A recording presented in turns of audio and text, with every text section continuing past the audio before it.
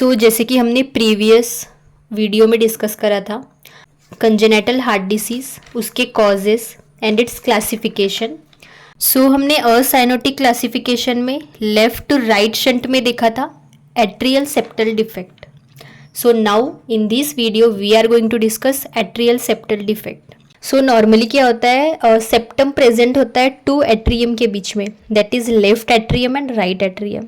इसके बीच में एक सेप्टम प्रेजेंट होता है जिसको बोलते हैं इंटर एट्रियल सेप्टम। अगर कंजेनाइटली इस सेप्टम में कोई डिफेक्ट आ रहा है तो उसे कहा जाता है एट्रियल सेप्टल डिफेक्ट।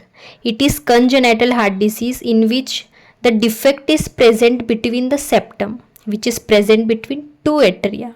अब देखेंगे फोरामेन ओवल। फोरामेन ओवल क्या होता है? It is the hole which present in the inter atrial septum. एक इंटर एट्रियल सेप्टम में होल प्रेजेंट होता है जिसको फोरामेन ओवल बोला जाता है।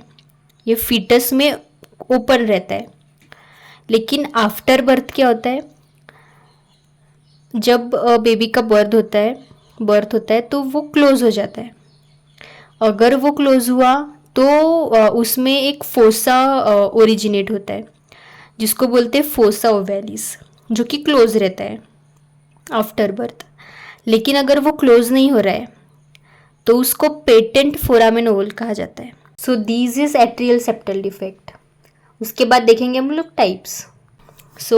First is ostium primum atrial septal defect, second is ostium secundum atrial septal defect, third is sinus venosus atrial septal defect, fourth is coronary sinus atrial septal defect. पहला देखेंगे ostium primum ASD। It is present as an abnormal opening at the bottom of atrial septum due to improper development of septum primum. इसमें क्या होता है, जो septum primum होता है उसका अगर डेवलपमेंट प्रॉपर नहीं हुआ, if there is improper development, तो एट्रियल सेप्टम जो है उसके बॉटम में एबनॉर्मल ओपनिंग प्रेजेंट रहती है, तो उसको कहा जाता है ostium secundum atrial septal defect. Then second is ostium secundum ASD। It is most common type of ASD, an abnormal opening in the middle of the atrial septum due to abnormal development of septum secundum.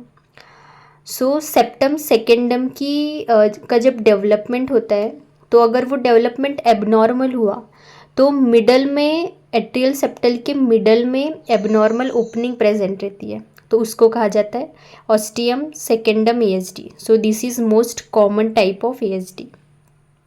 Then third is sinus venosus ASD. It is abnormal opening at the top of the atrial septum near the superior vena cava. इसमें क्या होता है, atrial septum के top side में near the superior vena cava there is abnormal opening is present, जिसको कहा जाता है sinus venosus ASD। Then fourth is coronary sinus ASD. It is abnormal opening present between the coronary sinus and left atrium. These are about types. जब heart का development होता है foetus में तो हार्ट में सेप्टम्स का फॉर्मेशन होता है जो कि दो एट्रियम को सेपरेट करता है और दो वेंट्रिकल्स को सेपरेट करते हैं। तो हम लोग जैसे एट्रियल सेप्टल डिफेक्ट पढ़ रहे तो हम लोग एट्रियम के बारे में पढ़ेंगे कि दो एट्रियम को कौन सा सेप्टम डिवाइड करता है। इंटर एट्रियल सेप्टम के लिए septum primum and septum secundum का फॉर्मेशन होता है।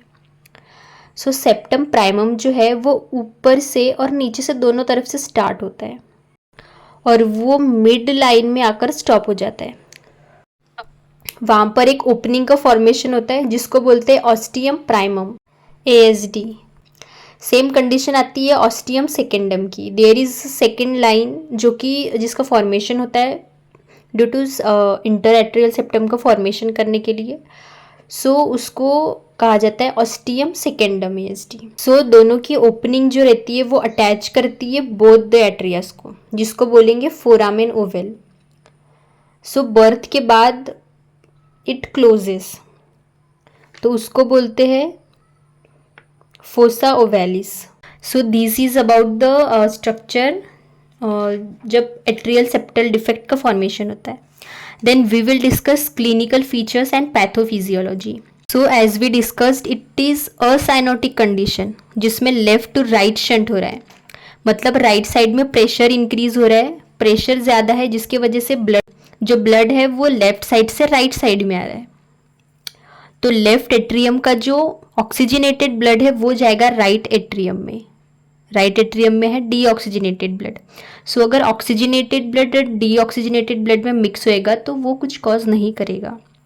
सो राइट एट्रियम में जो ब्लड का वॉल्यूम है वो इंक्रीज होएगा. अगर ब्लड का वॉल्यूम इंक्रीज हो रहा है तो उसका डायलिटेशन होएगा राइट एट्रियम का. So there is dilatation of right atrium. Then hypertrophy of right ventricle. So अगर राइट एट्रियम में डायलिटेशन हो रहा है, उसका ब्लड का वॉल्यूम बढ़ रहा है, तो अल्टीमेटली राइट वेंट्रिकल में ब्लड का प्रेशर इंक्रीज होएगा. तो hypertrophy of right ventricle can be seen. Then right ventricle से जो ब्लड है वो पल्मोनरी आर्टरी के थ्रू लंग्स में जाता है. सो पल्मोनरी प्रेशर इंक्रीज होएगा. पल्मोनरी प्रेशर इंक्रीज हो रहा है तो पल्मोनरी हाइपरटेंशन कॉज कर सकता है and pulmonary oedema can be seen. So this is in right side of heart. So right side में superior vena cava and inferior vena cava की भी ओपनिंग होती है राइट एट्रियम में. सो अगर राइट एट्रियम में प्रेशर इंक्रीज हो रहा है तो सुपेरियर एंड इन्फेरियर वेना केवा में प्रेशर इंक्रीज होके बॉडी में भी प्रेशर इंक्रीज होएगा. सो अगर सुपेरियर वेना केवा में इंक्रीज हो रहा है तो जुगुलर वेनस पल्स इंक्रीज होएगा. अगर इन्फेरियर वेना केवा में प्रेशर इंक्रीज हो रहा है तो hepatomegaly can be seen, ascites can be seen and pedal edema also the features which can be seen. Then this is all about right side of heart. Then we will discuss left side of heart में क्या क्या changes आएंगे. So जैसे कि amount of blood left atrium में reduce हो रहा है क्योंकि it transfers to the right atrium. So left ventricle का साइज डिक्रीज हो जाएगा. अमाउंट ऑफ ब्लड जो है वो लेफ्ट वेंट्रिकल में डिक्रीज हो जाएगा. सो अल्टीमेटली जो ब्लड है वो एओर्टा के थ्रू बॉडी में नहीं पंप होगा तो cardiac output is reduced. Then contraction of atrium and ventricle is increased.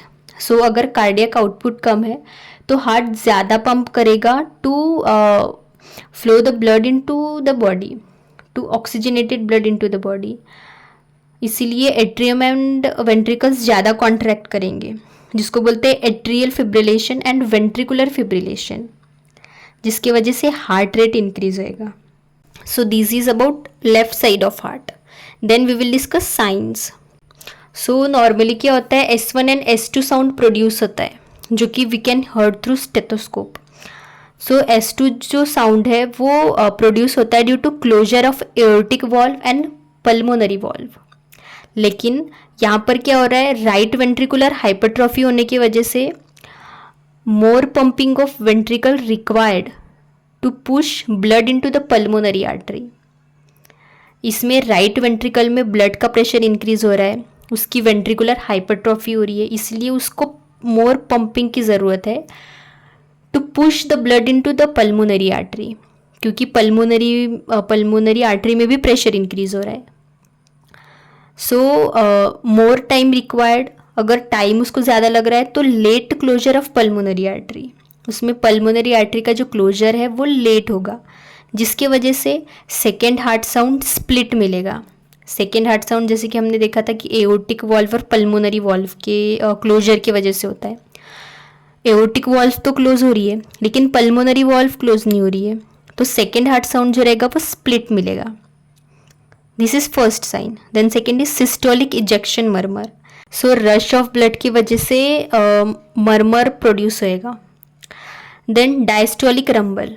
So this is sudden rush of blood from right atrium to right ventricle. So as we discussed कि blood का pressure increase हो रहा है right atrium में, क्योंकि blood आ रहा है left atrium से, तो right atrium में जितना भी blood है वो जाएगा rush करेगा right ventricle में. तो ये sudden rush की वजह से एक sound produce होता है जिसको बोलते हैं diastolic rumble. So this is the sign which is a scene which is produced in atrial septal defect.